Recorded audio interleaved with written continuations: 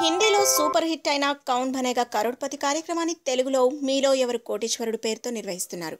2014 June 9న ఈ కార్యక్రమం తొలి ఎపిసోడ్ ప్రసారమైంది. అప్పటి నుంచి 3 సీజన్ల వరకు అక్కినేని నాగార్జున కార్యక్రమానికి హోస్ట్గా వ్యవహరించాడు.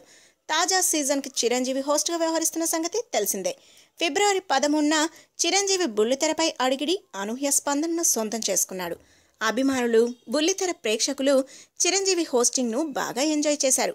వారి సంగతి పక్కన పెడితే చిరు కుటుంబ సభ్యులు చిరు యాంకరింగ్పై ఏమనుకుంటున్నారు? ముఖ్యంగా చిరు కోడలు ఉపాసన ఏమంటోంది?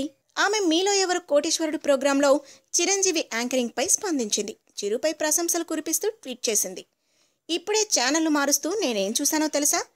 మావయ్య చిరంజీవి హోస్ట్ చేసిన తెలుగు వర్షన్ కౌన్ బనేగా కరోడ్పతిని చూశాను.